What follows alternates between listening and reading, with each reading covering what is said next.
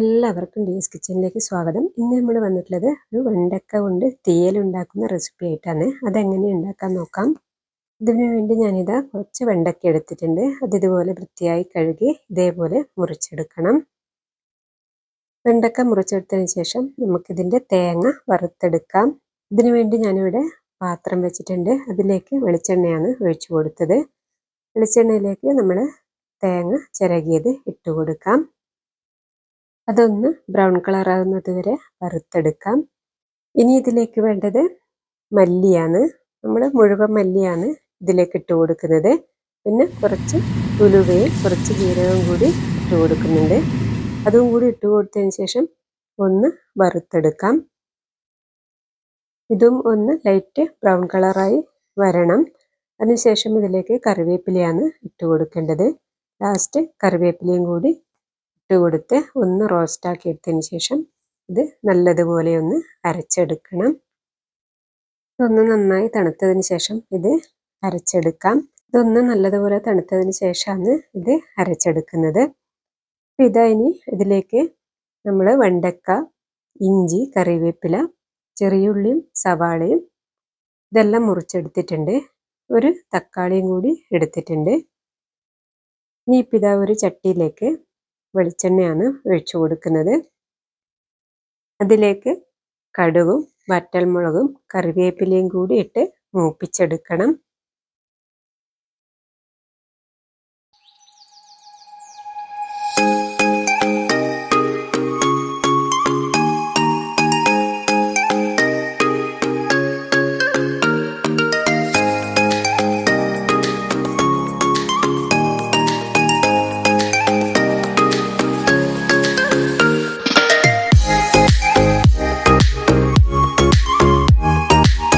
ഇതൊന്ന് മൂത്ത് വന്നതിന് ശേഷം ഇതിലേക്ക് നമ്മൾ മുറിച്ച് വെച്ച ചെറിയുള്ളിയും സവാളയും തക്കാളിയും കൂടി ഇട്ട് ഒന്ന് വഴറ്റിയെടുക്കാം. ഇത് നല്ലതുപോലെ ഒന്ന് വഴന്നു വരണം.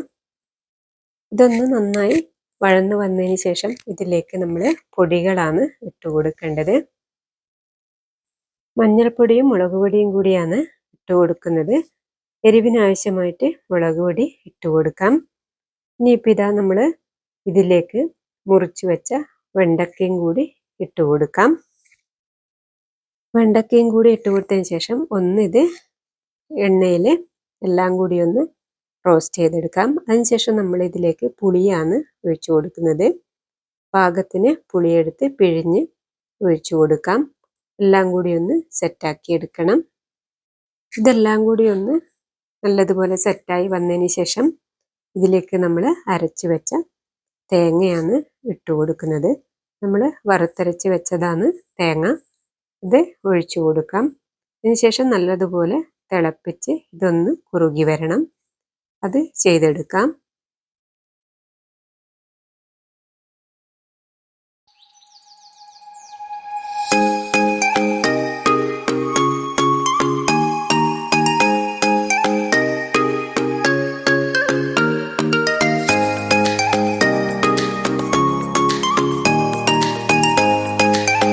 ഇത് നമ്മൾ വെണ്ടക്ക തീയലെല്ലാം നല്ലതുപോലെ തിളച്ച് കുറുകി സെറ്റായി വന്നിട്ടുണ്ട്. നിങ്ങളെല്ലാവരും ഒരു തവണ ട്രൈ ചെയ്ത് നോക്കിക്കോളൂ കേട്ടോ. എന്നാൽ അടുത്ത റെസിപ്പിയുമായി അടുത്ത വീഡിയോയിൽ കാണാം.